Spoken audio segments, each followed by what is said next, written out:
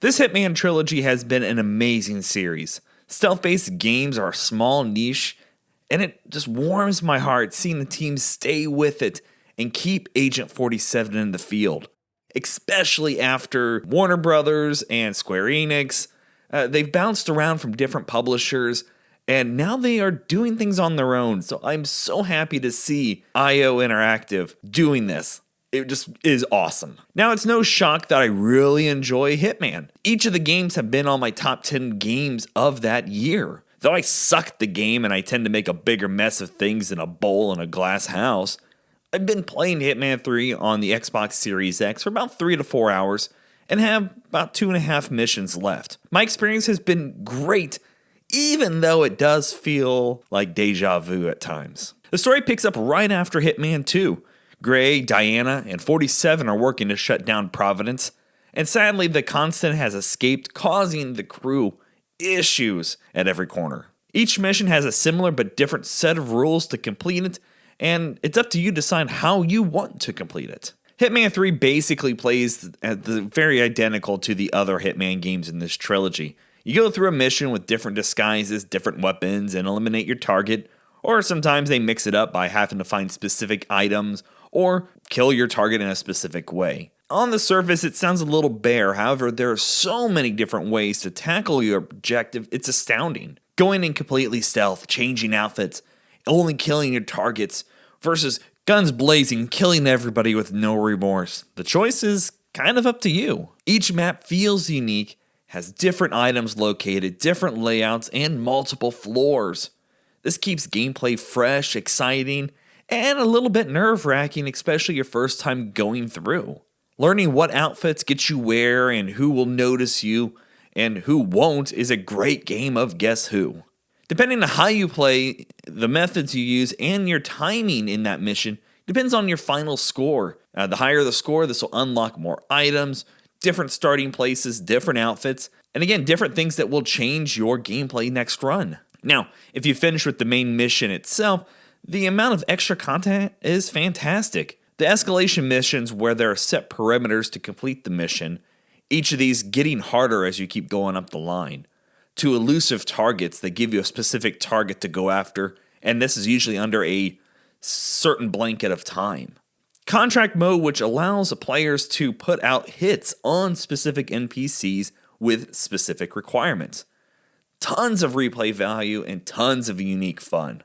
One other thing to note is if you play Hitman 1 and 2, you can actually access all your additional content through Hitman 3. And all your progression carries over, so if you've unlocked suits or weapons in 1 and 2, they can come with you into Hitman 3. In the graphics department, it does feel a little bit cleaner and a little bit more detailed than Hitman 2. Reflections and neon colors, like in some of the lighting areas, look great. And character models themselves look pretty solid as well. It's not jaw-dropping amazing. Overall, the things are pretty good looking though. According to the team, RTX will be released at some point. This will be a much-loved improvement. Maps themselves already look really good, especially in the rain areas with these neon lights. So to see that pop even more with RTX is going to just rock your world.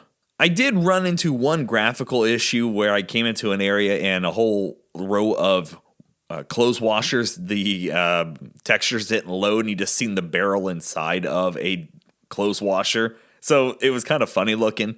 I did also run into one NPC that kind of floated as she was sitting down as I was knocking her out. Those are the only two real issues I've ran into. Besides that, everything's been loading fine. And load times are really quick. Starting missions usually take about 10-ish seconds, and restarting missions or restarting a section takes about 5. Music and sounds are on point. Everything sounds great, and they take a lot of the same soundtrack and sound effects from Hitman 2. Again, why rework everything if you don't have to? Voice acting isn't going to win any awards, but it does enough to get the story itself across. Cutscenes are solid looking and help tie everything together. Usually between each mission, you get this nice exit video, going into the next mission itself. And again, kind of helps tie those two things together on why you're going to this next area. To kind of wrap things up, honestly, if you liked Hitman 1 and 2, you're going to like 3. It doesn't reinvent the wheel or try to be something it isn't. Replay value is super high on this. It's amazing, it's satisfying, even if it copies itself from the past. I am enjoying my time fully in this game. However, Hitman 3 at some points does feel like Hitman 2 Extended Edition. That's not bad per se, just didn't blow me out for the ending of a trilogy. Do I recommend this game? You bet your ass I do. I recommend getting all 3 of them, play all the stories, play the missions, have fun. There is save systems built into the game, so if you think you're going to screw up, you can save ahead of time and reload. And I love that about this game. IO Interactive has done a bang-up job on this series, and I'm happy to recommend it, and I'm excited to see what this team does in the future. So, that wraps up my first impressions for Hitman 3. If you'd like to see some gameplay footage, click the link to your left. That'll take you to a running playlist of some 4K content. And if you like what you see and you want to see some more, click the link to your right. That'll take you to the channel itself, where I have tons of videos going on over there. Until next time, you guys, stay frosty.